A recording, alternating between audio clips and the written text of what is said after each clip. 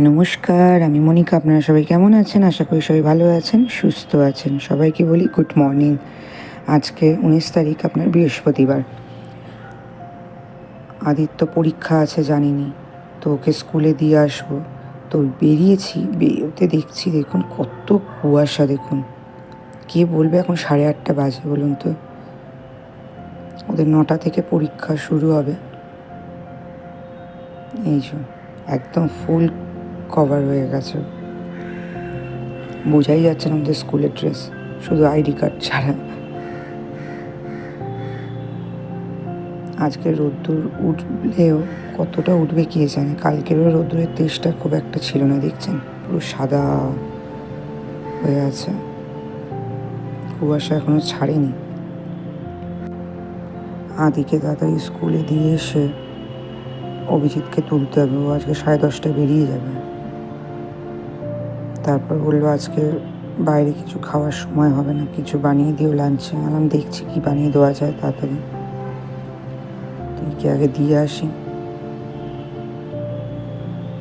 আর শীতেতে সত্যি কথা বলতে এই সকালবেলা ওঠাটা বহুত টাফ হয়ে যায়। আমাদের জন্য তো হয়, বিশেষ করে বাচ্চাদের, ওরা উঠতেই চায় না।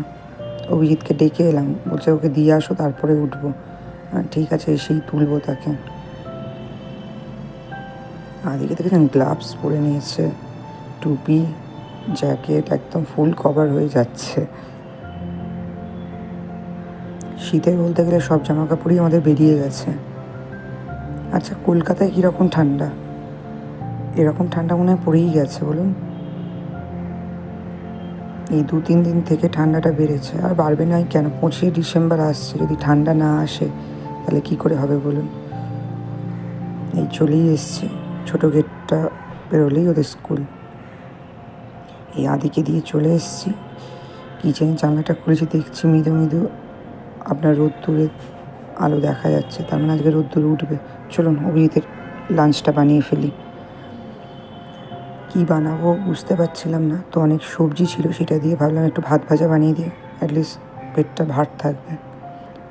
রুটি তরকারি খেতে চায়, কিন্তু আজকে বলে রুটি করো না, একটু হালকা কিছু করে দাও।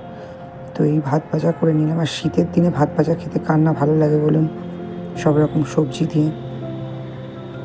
এবার চলুন, এটা হয়ে গেছে, এবার এটা প্যাক করে নিয়ে ওকে ব্রেকফাস্টটাও রেডি করে দিতে হবে।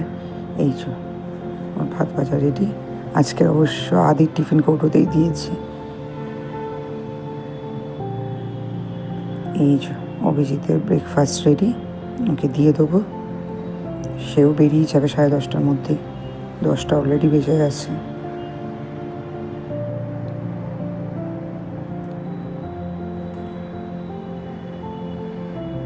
এই অভিজিৎ বেরিয়ে যাচ্ছে। ভিডিওটা ভালো লাগলে একটা লাইক করে দেবেন। যারা আমার ফেসবুক দিয়ে দেখছেন প্লিজ আমার ফেসবুক পেজটাকে ফলো করে দেবেন। যারা ইউটিউব দিয়ে দেখছেন প্লিজ আমার ইউটিউব চ্যানেলটাকে সাবস্ক্রাইব করে দেবেন। সবাই সুস্থ থাকবেন, ভালো থাকবেন। দেখা হচ্ছে আবারও একটা অন্য ভিডিওতে। আজকের জন্য এখানেই বিদায়।